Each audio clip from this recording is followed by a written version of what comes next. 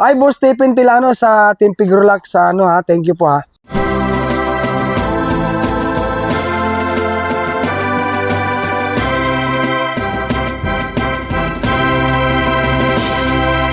So, ang status nito ay... Ka-farmers, magandang araw po sa ating lahat.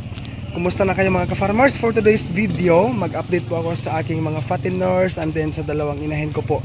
But before we continue, nandito ako ngayon sa 5M's Agri Supply sa Soki Kong Feeds, no? Soki Kong Agri-Meat Supply, I mean. So dito guys, kasama natin si Sir John Paul. Good morning, sir! Hi, sir. Good morning. Yan, good morning. So dito kasi guys, nagpa-reserve ako last week ng 7 sako na Pigrolac Premium Hog Starter.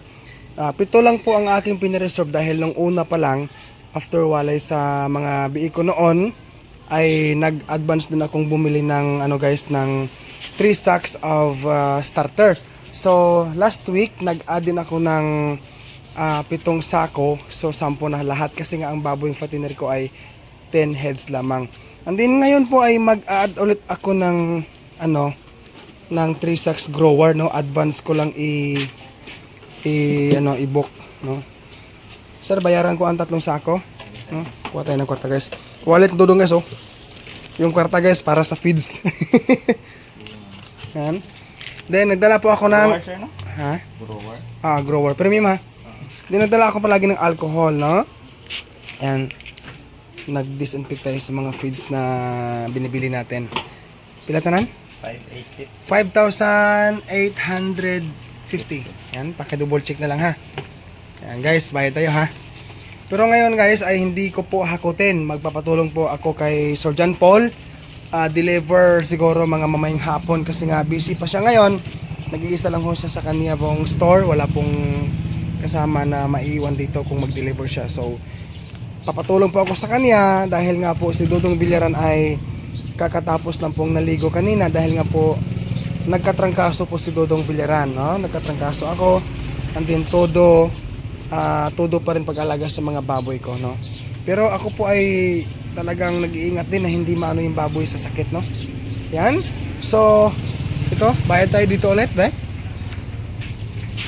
Yan, sinusulat na yung resibo. 5,850.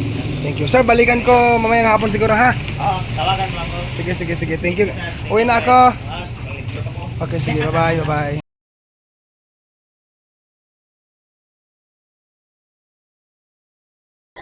Ayan na mga ka-farmer. So, ngayon po ay umiingay na ang aking mga baboy. So, para tumahimik po yung ingay nila, atin na po silang bigyan ng kanila pong pagkain. No? So, i-ready ko lang mga ka-farmers ang feeds po ng mga patining ko, ano? Para sabay-sabay po tayo makakapagbigay ng pagkain. And then, kasunod po ay lagyan natin ng Kids Beta Plus, animal food supplements.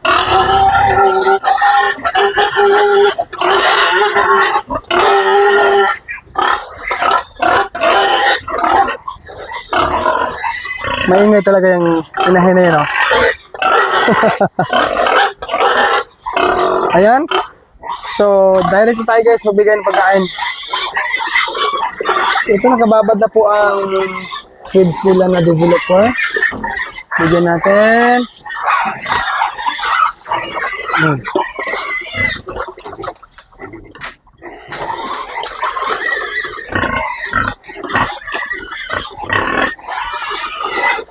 Dito naman sa kabila.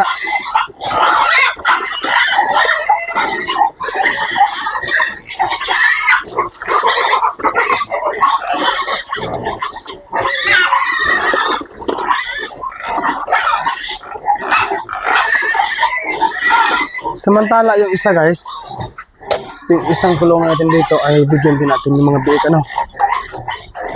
Yan. Gutom na kayo? Ayan mga ka-farmers, wala pa silang kaligo ha. Hindi ko sila pinaliguan kasi naalang-alang ako sa oras, no. Naalang-alang ako sa oras ng kanilang feeding yon. So hindi po ako ngayon magbibigay ng pagpapaligo sa kanila.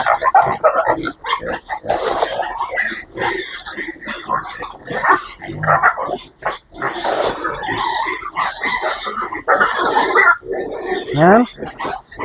Yung isa wala pa. Bigyan din natin. Mga baboy nito mga ka-farmers, sila po ay hindi naman gaanong gutom tong mga to. Pero kapag po oras ng kain nila ay nagbibigay po ako ng feed sa kanila. Ano po? Ayan. Dito naman sa kabila, lagyan natin. Pasensya na ka-farmers ha, medyo malikot yung camera ko. Ayan. Yan, dry feeding lang ho si Dodong Villaran ngayon sa aking pong mga biik na to. Ano? Yan, bigyan natin. At tulungan mo nga ako, ibigay mo lahat sa kanila ang pagkain nila.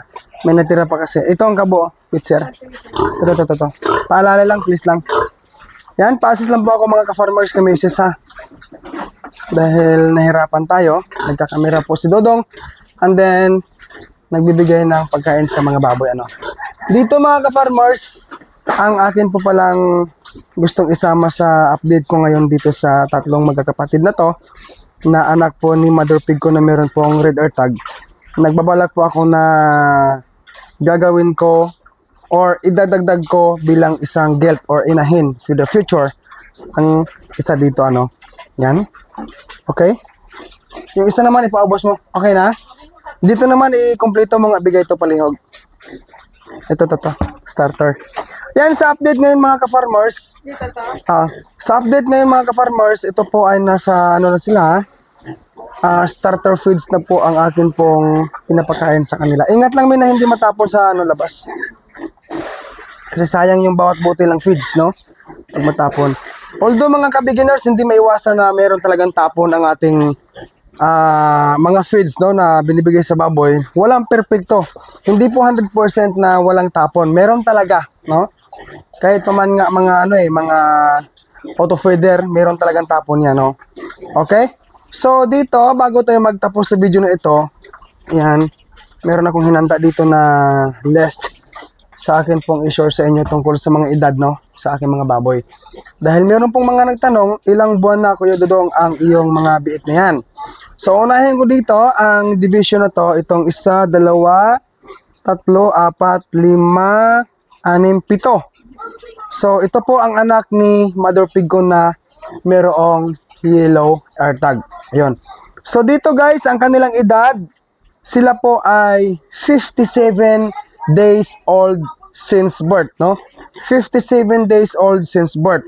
And then yung sa kabila naman po, dito sa kabilang division, yan, ito busog na sila. Sila po ay gumugulang na or nag-edad na sila ng 45 days old since birth. Ayan. Sila po ay patuloy nang kumakain ng starter, no? So, isa sa mga rason kung bakit ko pinagsabay silang lahat ng mga biik na starter na, dahil one time po kasi, ang suki ko sa feeds ay naubusan. Nagkakaubusan ho ng Pigrulac feeds dito sa amin. Yung suki ko na aggregate supply. Nagkakaubusan ho ng Pigrulac feeds, kaya kung inyo po makita, lahat po starter feeds na.